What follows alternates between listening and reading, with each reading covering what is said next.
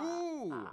How does Count say it? Yeah. He's like, he was. I'll do some research. I'll watch some Sesame Street later. Don't worry, I'll do my homework. Did you guys see that whole Sesame Street thing while we were off? No. You didn't see this? No. With whether or not Grover was saying the F word? This probably was. Grover's gotten anger. Hold on. I need to start running this. Hold on. 3, 2. Go on. Go on, Grover. No. It was wild. Everybody knows what I'm talking about. We missed it, so I'm going to have to check it later. But really quick, thanks to the patrons for supporting the show. Guess what, gang? The only reason this show happens, 100%. Because of you guys. So we really at this point, 90% of what we do only happens because of you guys. Seriously. Everything. Yeah. All right, so we appreciate you guys. We're going to hop into all of the meaty reviews, kicking it off with the entire season that came back for Runaways. But we're going to be talking about Runaways, Gotham, Gifted, and Young Justice. And let's not forget the most important one, John Wick 3. No, I'm kidding. No. I would like to talk about it. I feel you on that. Really quick, we'll say it, one-word review. Amazing. Amazing. Yeah. There you go. Perfect. All right, kicking it off with Runaways Season 2. Roxy and Sam are taking point on this one. It's up on Hulu. Look over here. It's old Dad. Pop. It's Pip with the mustache. You missed Pip yesterday. Pip was... I don't even think we got Pip on camera. No, it was when we were having mental breakdowns in between all like the beginning and ends that we record. Yeah. We were starting to get sweaty in here. All of our bloopers come from that period of where we're shooting the intros because we kind of go off the rails. But we should have do bloopers. We did one, and we should do more. Yeah, we should do more. I'm not in it. You knew or not because they were only from like the last 2 months.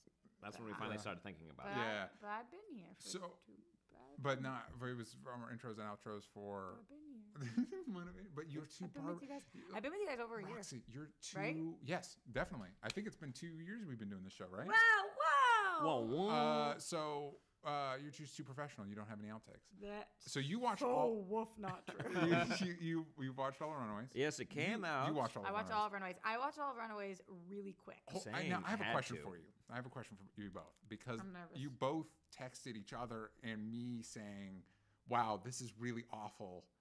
Why didn't you stop?" Nobody was forcing you to watch the whole thing. I think a different reason than Sam. Sam, because he's a masochist, we've figured that out for sure. You know, that is true. But Roxy, he's also a Marvel completist. Nobody's told him that these actually don't connect to everything. Yeah, I know, which is wild. But for me, I loved season 1 so much, I kept waiting for season 2 to get good. So, this wasn't a show that I didn't like season 1 and then signed on to season 2. I loved this show. Yeah, true. So I kept watching because I was like, oh, it will get better. I can't believe it didn't.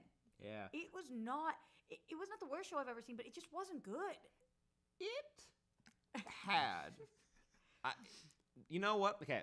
So they had moments. You told me about moments. Yeah, but to be clear, some of the worst lines I've ever heard. I think the consensus for this season, based on online reactions, is that they're not a big fan of this season. I think a lot of people aren't a big fan. Personally, I don't want to spend the time just ripping into it, even though it would be fun. But I do know that there are people that listen to this who did enjoy it. So I'm gonna steer this in a way that can focus on the positives, because for me, this season had, I thought, better character development, dumber stories just for people. But I thought it made more sense when some these kids got together. I was like, okay, this at least makes a little bit more sense. Kind of, the parents are still compelling, and Nico is the MVP basically of all the kids are basically pointless except for her. Alex is evil genius or whatever he's supposed to be. Yeah. Guess what his ideas are? Every single time it's near death or the cops come. He's so stupid. Can I ask you a series of questions? Go on. I'm excited. So, are we supposed to like the parents? Does the show want you to like the parents? No. Because doesn't the season end with the kids teaming up with the parents, kind of? No. Okay. One parent. Did you mean season 2 or did season 1 end? Season 2. Season 2. No, they ran away. Season 1, remember? No, I remember. They ran away. They're runaways. Okay, so we're not supposed to, and we don't like the parents? Yes, exactly. Should the kids take over whatever it's called? Pride. Mm-hmm. You asked. Oh, no. I don't know what they do. I have no idea. What does Pride do? They had a homeless shelter. Yeah, weren't they collecting kids for the aliens? Is the church part of Pride? Is the church Pride? No. Is the Pride is their organization that is run by one of the people who are part of Pride. Is the dinosaur okay? The dinosaur got poisoned, got sick because it. Dinosaur looked cool when I was pulling assets for this episode. I was on board with the dinosaur still looking. The puppet of the dinosaur, happy about it. They use it about as much as season 1. That doesn't surprise me. Who's the most annoying of the kids? Gert was the most annoying. Why was Gert the worst character of the whole show this season? Gert was. What happened? What is Gert's illness? Scaredness, anxiety. I think is what they said. This medication. No, but it was more than anxiety. Yeah, I think she has an opioid problem. It was because at some point she had OCD, but at some points it was anxiety, and some points it was depression. And I was like, wow, these writers have clumped all of the generic diseases together to make. She's not on her pills. Mm-hmm. These are all different things with different reactions. You can't just be like, that girl's not on her pills, so she's 1, 2, 3, 4, 5, 6, 7, 8, 9, 10. I'm anxious. Like, it's literally the most. How did you do that? Mm-hmm. You botched that so hard. All right, now I have a question. Let's throw up another asset. I guess that wasn't a question. Oh, no. It was worth saying because Gert in season 1, I was not a fan of, because I thought like she was embodying, those fun comments we get. They're like, oh, a bunch of SJWs talking about stuff. It's like, no, stop it. But it felt like what that toxic person's perception of someone, that's what Gert got written like. And it's like, oh my God, Gert can be interesting, but you're writing her so poorly. And then you gave her all this anxiety and she's like lashing out at people for literally zero fucking reason at all. It's so Gert's stupid. Boyfriend's name again? Or non-boyfriend now? Is this the handsome guy with the gloves? I was going to ask you about him. He was my favorite. Had to figure it out. He was my favorite last season. Was that it? Chase, yes. Chase. A normal name named Chase. He was my favorite last season. Is he? Why is he into her? Because she's nerdy. She's so mean to him. The cute guy can be into the nerdy girl too. Is the lesson the audience is supposed to get? To do. So if she was great, then fine. But she's horrible. Yeah, she's real cool. But is Chase cool? Yeah, but then all of a sudden he's a dick to her too, and that's when she's nice again. And are we supposed to be rooting for them because they're the worst couple? And then also, is Nico bisexual or lesbian? Are we supposed to be guessing that? No, I mean you can just. I think we're getting to a point where it's like we don't have to have those definitive labels when it comes to characters. But then when she's talking to Alex, like, what's happening? There was a will they won't they in season 1. There was like a ooh, are they gonna? I know, but in season 2, is that still there? Maybe Alex was kind of flirting with that one girl and ruined her life. So no, I have a question too. All right, so in the comics, the big twist is that Alex is the mole. He's the rat, and he ends up being a bad guy, and then dying, and then going to hell, and coming back as a demon person in Luke Cage and Iron Fist, which was actually pretty cool. Actually, I think he's coming back in the Runaways series that they're writing right now too. Cool. Mm-hmm. Is he not a good person in this? He's but like not, intentionally, you know what I mean? No, he's a good person, but he's just not as smart as he's supposed to be. Gotcha. Alex's mom is a awful. Horrible person. Oh, she's an awful human What's being. up with that? And why is the dad, he's not okay with what she did, but he is okay with what she did? I think that's a big part of the problem with this season. It's just like lots of dumb stuff. Like lots of dumb stuff. I did want to bring up though, when I was mentioning, because now I'm seeing the staff that Nico has in the last image we pulled up. Yeah. By the way, who's that other girl? She is the girl that Alex has a crush on and kind of gets sucked up into like this whole Runaways thing. But Alex's mom killed her dad. Her uncle. Her uncle. Yeah. Her uncle. Yeah. And it's and uncle was the friend of the dad in the last season. Gotcha. Yeah. I remember liking that actor. Yeah, he got murdered by the mom. Great, and but then he died. That in sucked. a tub. No. Because he was helping out Alex as he ran away. He was like, you're gonna come do jobs for me, and you're like, is he gonna like run drugs? He's like, no, he's paying his house. But then he like, sold Alex out. He did because he wanted to take care of his baby. And I'm like, okay, you know what? This story isn't that dumb because this person's like, I actually, you know what? Best decision not to get involved with this family. Like it's already way too much, and we need to get out of here now. But then it blew up in his face, and he died, and that's a bummer. I did want to say though, Nico had the 2 MVP moments where it actually felt like a superhero show, which it's supposed to. When she took out the main alien dad, Dr. Doom from the Fantastic Four 1 and 2. Also, lead guy Nip Tuck. There you go. If we really want to dive down that rabbit hole. She took him out, but she didn't. But she didn't. You're talking about Jonah, right? But Jonah, thank you. I like the way she took out Jonah. I thought it was a cool moment. And when she yelled "Get out" to what was the guy's name? I don't even know what you're talking when about. When she basically gets possessed by the staff and she makes those guys disappear. Because that guy had a name. AWOL. That's what his name was. I loved learning that she can only give the staff one command, like the that's command from the comics. once. I loved that. Yeah. That they used that. That was one of the cool parts of this. And I actually did think she was improved for sure. Because it's not like technology based. It's like they ignored all those rules because before it was like it kinda is tech. It's like no, in this it's like it's just magic. What's the name of Rainbow Girl? Rainbow Bright? Mm-hmm. No, what was it, the lights in the rainbow? Carolina. Something like that. Carolina. She was in Carolina. That was the blonde friend in Halloween. Yeah, Carolina. Yeah, that's true. She was good in that. Yeah. Carolina, she is dumb. Yeah.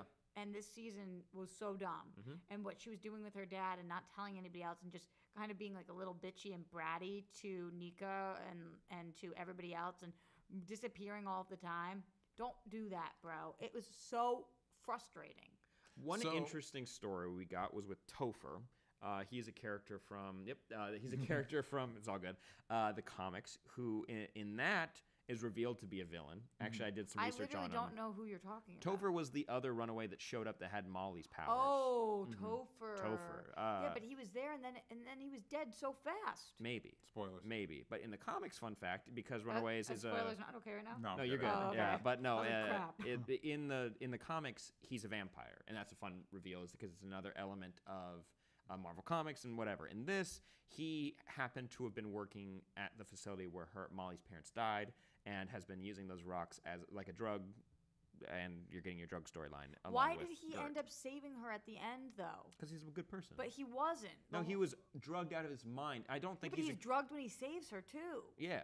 I don't think. What was that 180 on drugs so fast? He had just tried to murder them inside, and then outside, all of a sudden, he saves her life and kills himself. I can't tell you how many times I've almost murdered people, and I was like, you know what? No, I'm going to save this. Yeah, like that's literally what it was. There was no change. I would disagree because he's in a heightened state, and he's like basically been cornered. I think he was making every wrong decision. He's not a good person. I'll just put that out there. But for the writing of that scene, you just said he was a good person. No, he was, because he saved Gert, and he only threw a punch at Molly because she could take it. An actual child. Yeah. I'm sorry. Moving on from that, we also get another character from the comics who is the Super Skrull who joins the team. And the guy that was supposed to be in the comics, who's supposed to be wed to Coraline. Yeah, same story, same thing. And that they had like some animation. It's a girl in this. Yeah. Nice. And making things easier. A very attractive girl in one of her shape-shifting states. But they did not make her a Skrull. They gave her something else. And she can only shape-shift into different people, not powers. Mm-hmm. So it kind of got a little bit more boring. But she has enough... the way she speaks, though, is like, are we really doing this? Yeah. It kind of bums me out, though, because I thought that was really... From what I remember... I shouldn't say anything. I haven't really read the comics. I just know of the situation. Because the way I remembered it was that... the drama was that it was a boy that she was supposed to be married. Of course, she's lesbian, so it was problematic. But it was a Skrull, so she changed her shape into a she. Interesting. We are betrothed. Yes, she talks like a robot. Therefore. Cool. Two questions. Do you think we'll get a season 3? And would you watch it if there is one? I'd watch it because I can't help myself. I 100% would watch it. I still really think that there's so many premises this show could do that would be amazing. Because they've said, with Pride and everything going on, they have set themselves up, and the weird place they live now, the mansion in the hill. The convenient, beautiful mansion that they live in. Which still, what? Is it? Yeah. But fine. There's so much they can do. They just aren't doing it, and I'm hoping that they start. One cool part, though, they still have the runway to make Alex the villain because of where we're left with these aliens that were buried underneath the city. And we thought it was a ship. It was kind of like a ship. It was like a shape-shifting whatever. Yeah. All alien ghosts are hanging out in there, and now you got body snatchers. That's what's happening. I really wish it was alien ghosts. It basically is literally like they're the ghosts of aliens. Yeah. They possess people, and the people sometimes like lose track of time, and then all of a sudden the alien would take over. But what we know is one of the kids is possessed, and it could probably most likely be Alex. Interesting. So I'm very interested with all these shows. I feel like for the most part, the Marvel TV shows have been more miss than hit at this point, kind of. At least, if nothing else, with perception. So I'll be very interested to see what the shape the Disney Plus shows take, and see if it's one of those that like, maybe because those are supposed to be under Kevin Feige's guiding hand. And I wonder if the consistency he's brought to the movies will carry over to those projects, or if we just realize that maybe the way the Marvel brand handles its TV properties isn't quite working for TV. You know what I mean? Maybe the Marvel brand works really not like the characters, because obviously the characters would work great on TV, but the way Marvel handles its brands work great for movies, but doesn't thought process doesn't work great for TV shows. Yeah. I'll be interested to see if a different force behind it will change. I was so bummed. Yeah. I was so bummed. Because it really, Runaways should be like a smash hit. You know what I mean? Take everything, all the money from everybody situation, and not like so divisive. It's unfortunate. I'm just looking up to see if we have some reviews here for Runaways, but what would you rate the season? Overall, while you're looking for that, overall, it's looking like we're kind of around the same. We're on the same page here with liking it. Gotcha, Roxy. What would you rate this season? I guess a 5. Oof. I'd give it a 5 as well. Okay. Actually, you know what? I'll say this. Kate says, I really like the Runaways too, but sometimes I feel like it wants me to hate it. Jay Shark, I forgot how much I enjoyed Runaways.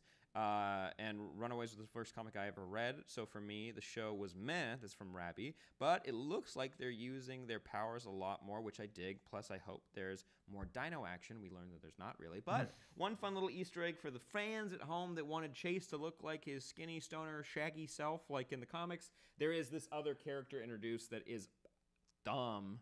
The homeless kid that like steals the Fistigons at one point. He looks like the way he's supposed to. So weird and dumb. So not big fans of that, but let's move on to a show that everybody loves all the time. Yes, all the time. The Gifted. Oh, you want to talk about Gifted? Isn't that no? Oh, no. Sorry. What's the next one? You blew it. Oh, I'm sorry. But I thought that was a good intro for that show. We'll save it. We'll pocket it for later. But let's talk. Wait. Well, let's talk about a show that everybody loves all the time, Gotham. There you go. Yeah. So if you want to edit it later, cut out the G. So get Gotham. Gotham. And they're both Fox shows. We're 2 episodes deep, so we can talk about both of them. But do you want to read the synopsis for the second one? Please and thank you. This is season 5, episode 2, final season. Titled "Legend of the Dark Knight: Trespassers." Gordon, Black Lightning. Trespassers. Gordon and Bullock investigate a location where several kids have been kidnapped. Barbara proves to be an unlikely ally to Gordon. Bruce looks into an alleged witch with healing powers to Selena. Nigma deals with his demons. What do you think of the first 2 episodes? Here's why this episode was such a bummer. Okay. Going out positive. No, the first episode was way better. Really? The second episode was such a bummer because we have such a short season. Mm-hmm. We know How many episodes? I think it's 10. Okay. We know it's the final season. We know that we're supposed to get Batman. Yeah. We know that we've got to tie up all of these storylines. And this was the slowest, biggest setup, ridiculous episode where we went to do you know Mother and Orphan? We did a Mother and Orphan storyline. Oh, I know Orphan Cassandra Cain. Is this somebody else? Is no, it a villain? No, it's a little Mother and Orphan. It's a orphan kid who basically like tricks them into. He has a woman who's not actually. So when Gotham, everybody has to flee from Gotham because it's not safe, and some people are left behind. Good call. It's like a no man's land situation. This one woman finds this orphan. She tries to protect him, and she does that by murdering everybody. Yeah, and then that orphan is the Joker. No. And so they're in a house, and Jim Gordon's there. With Bullock, and they go to save this orphan because they think it's just a kid that they're going to save. Yeah. And the orphan's 100 years old. The mother, they get locked in this room, and she tries to cut off their fingers and stuff. It just was like, what? There's like a few episodes left. What? Why are we introducing new characters, new storylines? There are also all of these orphans who they helped them get out of there too. We just spent so much time on nonsense. You are getting 12 episodes, by the way. 12, okay. You have 10 more after this. Okay, so don't feel too bad. Yeah, but I do because this episode was like, what? And then in the meantime, we've got 5 minutes per episode that actually matter, like where we're seeing Penguin build his army, and we're seeing Riddler struggle with the fact. So right now, Riddler is like messing with himself, and he keeps it at night. becoming Riddler, daytime Enigma, and so he's trying to like lock himself down, but he keeps escaping, and like he wakes up and there's a guy in a shower like beat up and bloodied, and he's like, oh, I did it again. He has to like re-get the information out of them. Those moments are really cool. That'd be a really interesting Two-Face storyline that they gave to Riddler. Totally. Riddler did it again. But Riddler's been Two-Face for 3 seasons now, all right, so I just have to roll with it. Hey, once again, we're rolling with it. We're rolling with it. It's fanfic, so it's fine. So there's different things that I'm like, oh, wow, these are really cool stories that we are going to get. Like the fact that I told you guys in the first episode, I was shocked when they killed Tabby. It came so quick, and I was like, wow, they're really doing that. But then we've got this Poison Ivy came back. It's weird because she's a little kid in a hot girl's body, and every time, and she ends up like murdering all these people. Selena Kyle's really not doing well right now. So she's sick. She was sick, but Poison Ivy, who hates her still, but they grew up on the streets together, gives her this pill to take, but she'll never be the same. And by pill, I mean something from nature that looks like a pill. But it's shaped like a cat's eye. Yeah, kind of. Yeah, okay. And so she takes it, and she's like, I feel. Selena Kyle's like, I feel all better now. And it's like, oh no, we only have 10 episodes to flesh this out. And by that time that's done, like, where are you going to be at? Because I need them to not give me filler and give me what I want. Some meat and potatoes. Because I've been watching this show for 5 years. And that means I've been so dedicated. I deserve what I want. Yeah. Just give it to me. You know what? I think you're right. You brought up, and I've been hearing reports that like there will be an episode that's like in the future with Batman. And I hope it's exactly like the last episode of Titans, where it's just Batman from behind the whole time. But then at the end, he turns around, rips off his cowl, and it's the little kid with like fake stubble on his face. Or like crow's feet. That's a good one to make him older. Yeah. I do have a question for you. Because I've heard stuff about Cameron Monaghan's Jeremiah not Joker, and they're all like, listen, this is the best Joker ever that's ever been adapted in anything ever. This is the all-time best Joker. Shut the fuck up and accept that this is the best Joker. Can I ask a question? Yeah. I feel like DJ was in a question. Yeah. But really quick, this goes into that one. Yeah. Is this the twin, or is this the one that died? There's Jerome and there's Jeremiah. Yeah. And this is Jeremiah. Well, he's not really in it right now. Okay. There's been no progress with. We don't really know what's Then how come every time the only shit I see about Gotham is this motherfucker and his fucking fake Joker face and his piss poor Heath Ledger impression? Because he's hot. Yeah. Truthfully, I love Cameron Monaghan. I think he's amazing. I love Shameless. I think he's just the best. What do we do? Moving forward. That being said, I don't know. Sorry, I have no idea what the fuck was that. What is it? Didn't break my phone. Oh, I got a phone call. It vibrated it right off the table. I don't understand the Jeremiah storyline. I never really have. Okay. Not a damn clue. And it's a huge chunk of the show. Okay, so I think he does a fine job with what's being given to him. This is obviously a directorial and script thing. Okay. They're saying, do this, and he's doing that. Okay. All right. Fair enough. Also, I have a question for you. You made a big point that you've been dedicated, and you at this point you deserve. I agree. I really agree. Thank you. You deserve that about Inhumans. What I want. What is it? Yeah, that but I want? That was only 1 year. So you said you deserve what you want. What do you want? I want to see the showdown that they're building up between Barbara, Penguin, Riddler, Batman. I want to see who takes over Gotham and what happens there. I want to see Batman at some point. I don't know in what way I want to see him. I don't know if we get a flash forward or if we just see him at the very last second, but I want to see me feel like he's actually going to be capable of being Batman, because right now we're so far from that point. I don't know how we get there. I want to see our main team, which would be Selena Kyle, which would be Batman, Riddler, Joker, Barbara Gordon. What happens? Give me them and only them. I don't need to spend 30 minutes on Mother and Orphan. Well, get excited because Bane's coming too. Yeah, I know. Bane is coming. By the way, when I was looking for assets of this, there seemed to be images of the guy that plays Penguin in what looked like a bad fat suit. Mm-hmm. Did that happen, or is that going to happen? No, I haven't seen. Well, he's gaining a lot. He has access to all of the meat in Gotham.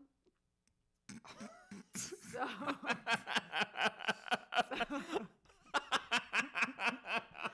a lot of meat. What does that even mean? So he's eating a lot. Okay, so everybody else is starving, and he's feeding himself and his pet. Is he eating it raw, like classic Tim Burton Batman Returns style? He's like, this is undercooked. And so he gives it to his pet, and everybody else is like, but we would have eaten that meat. Oh. Cool. Okay. He has I'm gonna access to all the meat. That sounds like Augustus He has to trade for it. Charlie and the Chocolate Factory. He has access to all the sweets in all of Belgium.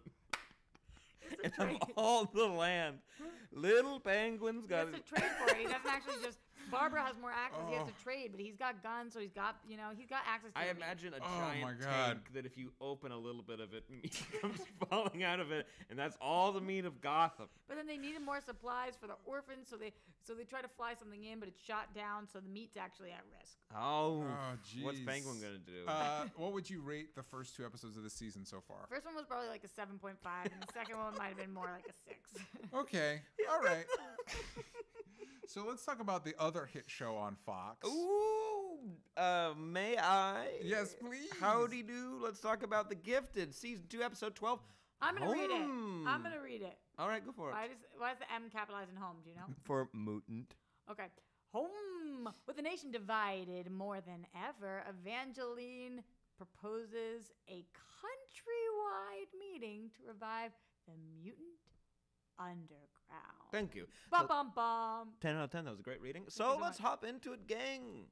We're coming to an end, and actually, episode 15 is the last episode for season 2. So we're almost done. Now, to be clear, hopped in a little late, so I'm just kind of picking up stuff from context clues. This show does love to explain a lot, but now I will. Thankfully. What do you mean you hopped in late? I started at like episode 6. I didn't watch the first 6 episodes of this season. Oh. So, but to be fair, you get it. You figure it out. I didn't, except for who Evangeline is. I'm guessing from the context of just this right now. I'm like, oh, she started the Mutant Underground. Evangeline, haven't seen her in a long time. Lost. Yeah. She lost. There you go. Mm-hmm. But Kate. Overall, this show got me. I actually really dig it overall because there's still some I think one of the best characters is the Sentinel Services agent who's been just basically kind of fucked with by mutants overall. He keeps trying to stop them. We're like, hey, we don't want that because mutants deserve rights. But also anytime he encounters them, they really just fully ruin his life. And I'm like, actually, you guys are doing a really good job of making it so he hates it. He even joins the Purifiers, which is the KKK for mutants. That's what they are. They're going around killing people. At one point, over the break, we didn't talk about this episode, they get Johnny Thunderstick. They get him. I think we got a picture of him. There you go. Where is he at? Where's that handsome my boy boy? Johnny. Funny thing, you have a chest wound. That's from something else, actually. But he ends up getting caught by the Purifiers, and he's being interviewed or interrogated. That's what that's called. The bad one. And at one point, he tells a bold-faced lie that this Sentinel Service agent falls for. Yeah. And immediately gets proved the lie gets caught, and he takes a shotgun to Johnny's chest over and over again, just unloading just shell casing after shell casing because he's kind of impenetrable. Shocker, 3 shotgun blasts at close range starts to make him bleed a little bit. It was pretty epic. Also, you got a big team up between good guys, bad guys, taking out a base. Basically, it's leading to finding out who's running the Purifiers, very similar to the storyline that we have in Supergirl this season, which is interesting. And it's run by a character actor that I want to pull up really quick. Yeah. He's kind of like a Alex Jones type character in the sense that he runs a political show that has it's right leaning and it's kind of extremist but secret. He's running the Purifiers. But you also have a division between the Mutant Underground and the Inner Circle, which are we got your Stepford Cuckoos, you got a kid who got the dye job, and and she's on there too. Yeah. She's on there. I think we got some of her in her bow. Oh, where's she at? Oh, she made the face. We don't have a picture of her face gear that she made. Yeah, sorry. There was. Oh no, it's fine. It's bad. It looks like she's rubbed some fruit by the foot on her face. But I love fruit by the foot. I love it too, but I don't like the green flavor, and that's what she's working with. Brutal. I will say overall, I like where we're coming to for the end of the season. We have a bunch of different factions. Hopefully, we can kind of get some unity. Unnegative for this show, besides some wonky story stuff, but actually they're better about it now. Is that every single episode ends on a dour note, no one is ever in a better place ever. And I get that it's a war, but come on, give them a W for once. But they are fully going into the Morlocks. Like Urg, one of the leaders of the Morlocks from the comics, is one of the main characters. And if we I'll pull up this picture really quick of Johnny. That chest blast was actually from Urg. Kind of cool. Yeah. Johnny punches him in the chest, turns into energy, shoots out of his little eye hole. Pretty cool. What's it look like when he shoots out of the eye hole? Well, he's got like this giant steampunk monocle on, and he lifts it up like a Nick Fury move and shoots punches turn into lightning bolts. We got another guy in there. Who's that?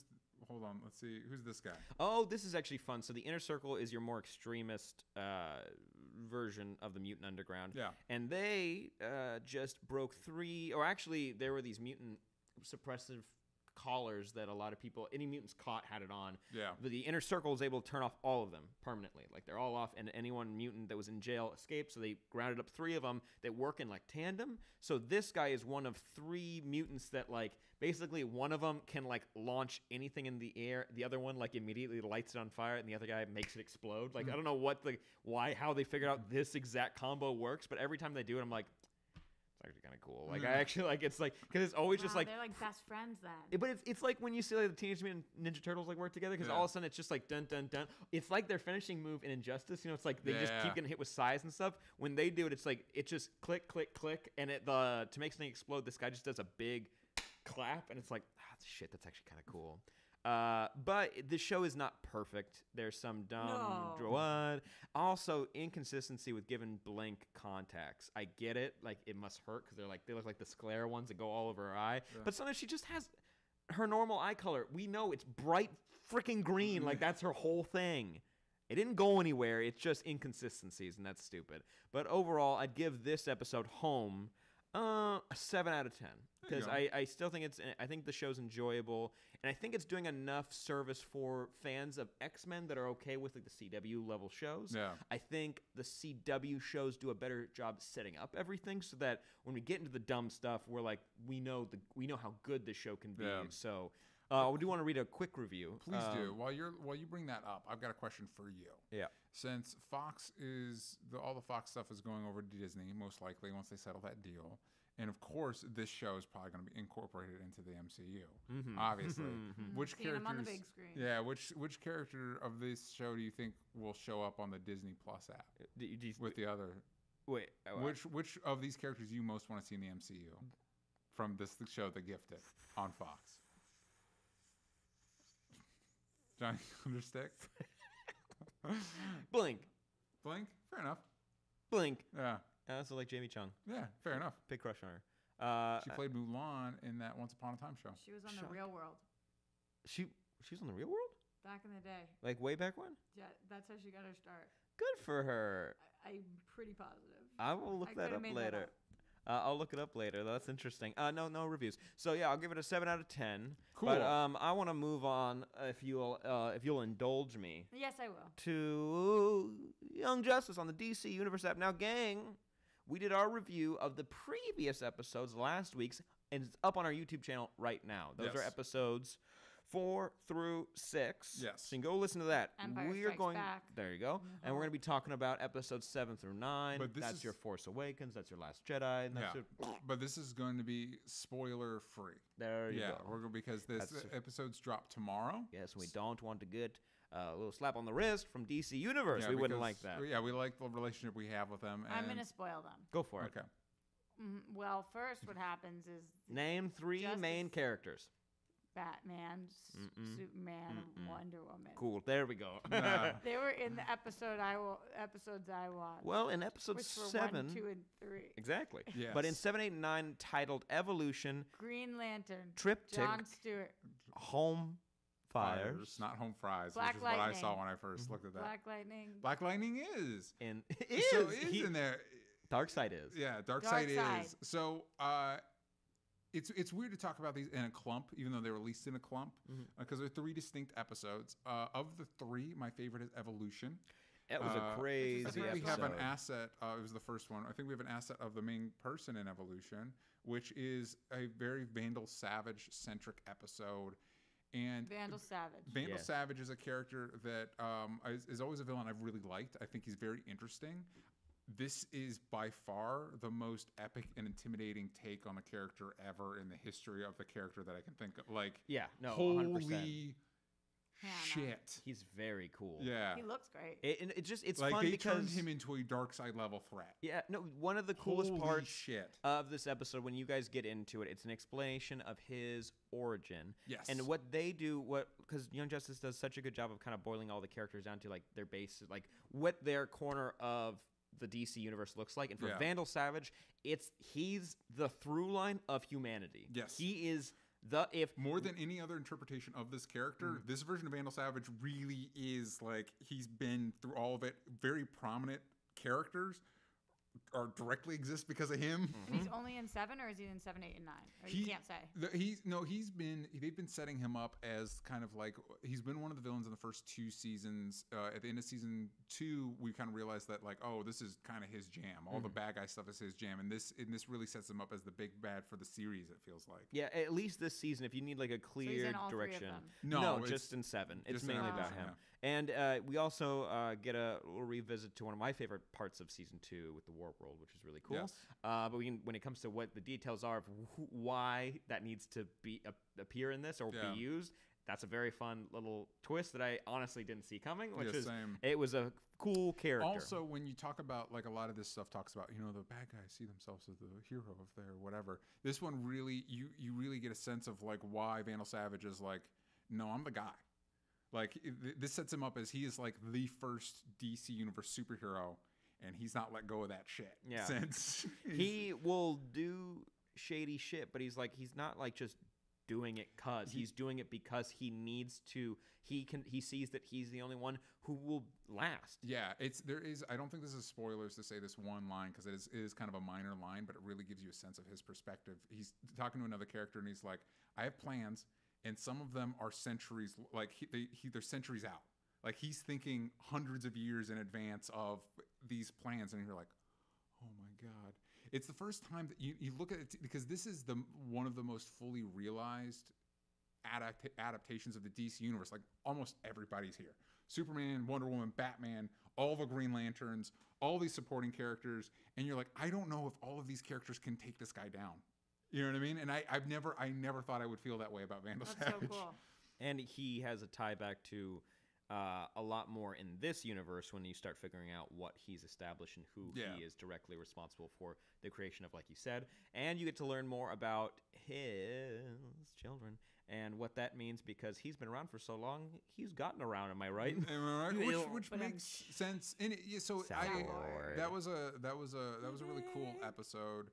Do you want to move forward? Let's give a quick rating. I'd give it a nice 9.5 out of 10. It was very solid. Yeah, I would give it a 9. I think the only thing I would give it is that some of the flashbacks. You can see where they do the classic like anime where it's like still images, and it's like, this doesn't have the budget it used to. Yeah, which is a bummer. And it's so surprising with all the shows this app keeps cranking out, even though this is the best thing they've had so far. You know what? This transitions us into the next episode because the next episode is Triptych, which jumps around more than our past episodes. Most episodes kind of focus on a spot. This one hits a few. This and Titans, they have names, Titans and Young Justice, but I feel like each of them could have just been called DC Universe, and they would have been just as accurate. In this episode, we're seeing, and I don't disagree with you. Yeah. I agree.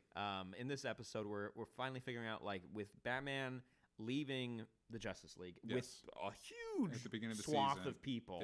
Yeah. And where a couple of our other teams are set up throughout the DC universe, we kind of get to check in with all of them and see, because they all want the same thing. Yeah. But what are they doing? Like, honestly, like what was Batman's gambit with like leaving like that? Like, and I like it. I like the reveal there because it's tough. Because a lot of people like to make Batman an asshole, and I don't find that very entertaining. And so when you get a little bit of the details of the plan, and also we get to check in with some of the younger members of Young Justice, which I always like. I like our new Outsiders team. But it's cool to check back in with Tim Drake and the rest of them. Calderon, because it was good to see him. Yeah, so and he's cool too. We also get to reintroduce to a classic DC villain that I don't think shown up in Young Justice yet. I don't think so. But looks like a living nightmare in this show. Shade, that's Livewire. And Mist. And Shade is terrifying looking, and his abilities seem utterly terrifying. Has he shown up in Flash? Because he's a Flash villain. Has he? Yes, but it was disappointing. I remember it being disappointing. The Shadows? Does that make any? That sound familiar? Remember? I remember being. I'll look. Yes. Yeah, I kind of remember being underwhelming because he's a really cool villain. He's when you say a Flash villain, Jay Garrick, I think, is when he was first introduced. He's an old school villain. But this also dives into more of what's going on with the superhuman trafficking, and it's shockingly political. Like, this show is more adult in some of the surface level violence stuff. Is it making a point? Is it taking a stance, or it's just presenting an issue?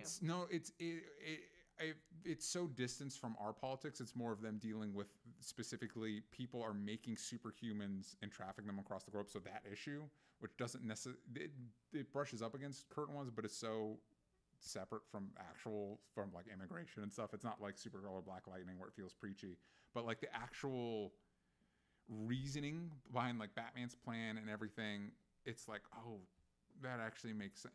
It's cool to watch one of these shows, and when people are arguing, all the arguments make sense. Season 3 is when we had the Shade episode. Don't remember a lick of it. Which is a bummer because he's a cool villain. You should remember. In this one, he describes the way some of his ability is manipulating shadows, and sometimes they can be portals to other places. I don't remember that at all. Exactly, right? Nothing. It's Savitar season. There's a picture of Savitar in the episode. I'm like, I have no idea what this is. But in this, he describes it as like a hunger, and I'm like, yeah. Oh, and then he has to absorb a big thing that he really struggles, and he's like, what does he say? That was hard to swallow. Yeah. And when you describe, he's absorbing things, and somebody makes a joke off it. It's a pretty good joke, but just the idea that when he absorbs these things, it's like eating them makes it significantly scarier. Yeah.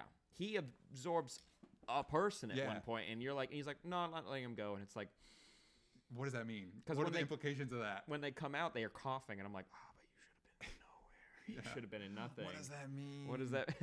But you get to see the team in action, and you in this episode is when you get the costumes for our outsiders, which is cool. Yes. Also, I don't know. Do we have a picture of the team in there? I'm glad we don't have what I want to reference. I just saw Wonder Woman. She was in this episode. That is not Wonder Woman. Actually. Oh no, that's a different villain. What was it? That is Queen Bee. I like that they brought back as a 90s kid. I see things well, though. You see things well. I literally look at just the top of her head really quick. Wonder Woman. As a kid that grew up in the 90s, I like that with Geoforce they brought back the face sock, even though I don't know how it works. Now, as an adult, I'm like, how does it hold on? How do you get it on?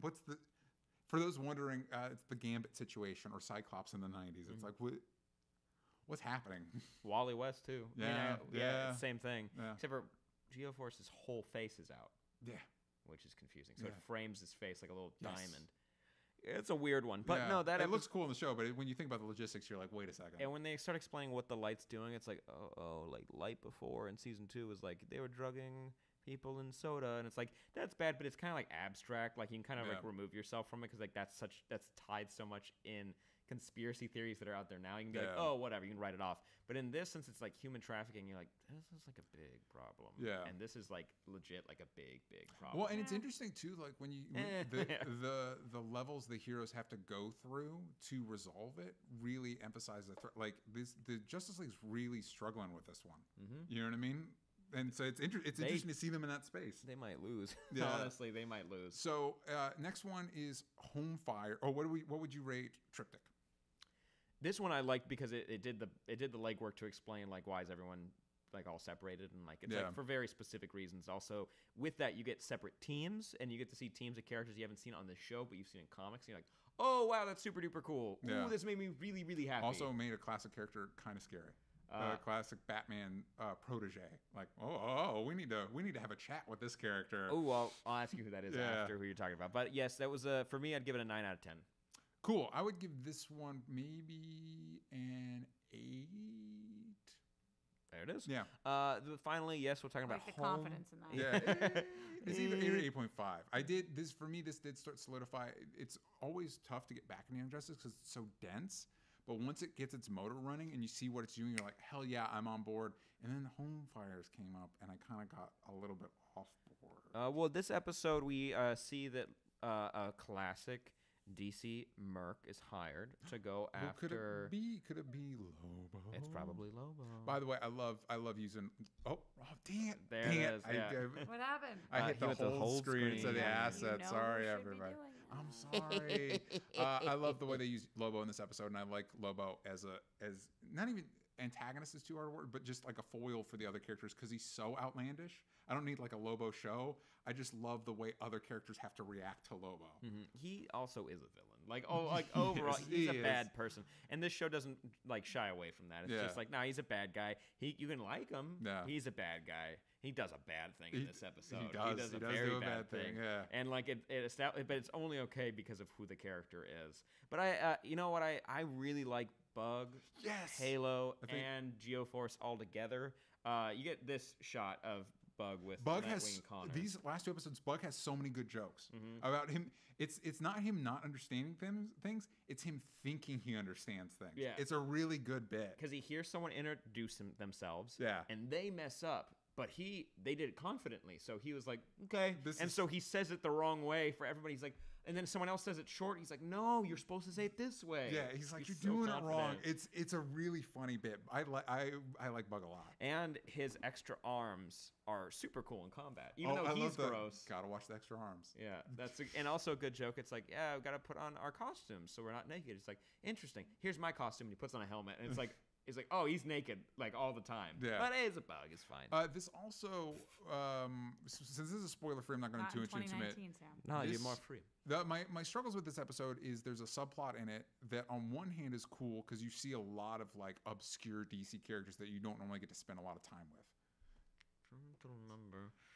But the thing next to the tangential part of that subplot is so incredibly dark. It's not dark in necessarily what happens, but what it represents. You're like, this is too much. This is too much. I mean, I know it's not really. This feels like it's more of a young adult show now than a kid show. You don't think they should have gone there? It's too dark. They don't, but they flirt with it. But they flirt with it, and even flirting with it made the episode feel icky. It made it feel not. That's really interesting. I don't feel the same way because that's a classic like villain trope. It's like it's just a villain going after loved ones. It's like just to boil it down. Impulse does have one of my favorite jokes in this episode. He's got a lot of. That's a good running joke with him. And again, you can see the animation. Like you have to save some money when it's just like still images that are zooming in. Yeah, and it's like now that you pointed out, I can't not see because I wasn't seeing it before. And now, sorry. Once the veil is lifted, but the character that's involved there, it's cool to see that character, especially now. Yeah, because he hasn't really been utilized in this show. And then another character, a well-known character. Yeah. Now he's well known, and then the character that confronts him, it was cool to see on this show as well. But no, I think this. I mean, it's a classic like trope of bad guy trying to get to the good guys through the loved ones. It's dark because of who they're talking about, but this is, and maybe because the show we know is like darker now, but it doesn't bug me because it's one scene that's exceptionally violent. We've seen this trope used like 9 million different times. Yeah, I guess for some reason it felt closer to home and it felt more real in a very uncomfortable way for me. Also, there's a significant chunk of this episode that's just characters watching characters talk to each other on TV, and it's like, ooh, this is boring. This is boring. It's just straight exposition. I did like that you are introduced to a classic DC character, and as soon as you see how they're connected to the show, I was like, oh, I kind of see where this season could be going. Which if we're talking about the same character. Oh yeah, very excited. Oh yeah, definitely. Very excited to see this show takes on those characters. Mm-hmm. Bad guys. Bad guys. Bad guys. But let us know. We'll do a spoiler discussion next week, like we did with Titans. But let us know what you think of these episodes and what you're thinking of Titans so far. I'd give this Titans, one Young Justice. I'd give this one an 8 out of 10. I would give this one a 7.5. This is the only episode this season that felt kind of like a misfire to me. So you guys liked the 7th one best, the 8th one second best, the 9th one second best, the 8th one last? Yes. For me, Home Fires, I did not enjoy. Yeah, I think that's the same. I think it's just descending order. Yeah. I overcomplicated it. No, it's all good. I really like this season. So far, my favorite is still the what was it? The security one with the Roys, all the Longbow security. Yeah, all the Harpers. That's still my favorite. But Evolution was great. Yeah, I'm still on board with the season. It's just Home Fires wasn't my favorite. Well, guys, let us know what you think in the comments down below. Thank you for joining Super TV Showdown. And make sure you tune in next week on Wednesdays for the OSA show on twitch.tv/playnoggin. Yes. This show again at 3:30 p.m. PST, same address, but also back half on Patreon like you're watching right now. And on Sundays, we do Playnoggin Game Night, twitch.tv/playnoggin at 4:30. Trying to get that earlier. Yeah, to please 3:30. tune into that. Roxy, real quick, before we wrap up, Yeah. based on our descriptions, what would you rate these episodes? Ooh, what are we feeling? 987. Yeah, about out of 10. Out of 10. The first one's 9, the second one's 8, and the last one's 7. Yeah, there you go. 987. I know that song. Very For popular. 789, So, for the kids at home, where can they find you? you guys can find me everywhere at Roxy Stryer. It's also in the description of all of our videos. It is in the description of every video we upload. It's a default, and I'm like, I'll leave it there. You can find it there. It's in the description of all those. Oh, But yes, yeah. DJ Talk Trash. Yes. Beat you to it. Sam at Sam Basher. Well, yeah, that's it. Uh-huh. Yeah, oh, and yeah, that's right. Only stupid answers. You ain't got the vowels from stupid. On Correct. Twitter. And onlystupidanswers.com. And you're already here on Patreon, so thanks for joining us. Beep, boop, beep. We love you guys, and we'll see you next time. Bye-bye. Bye. Boogers. Boom.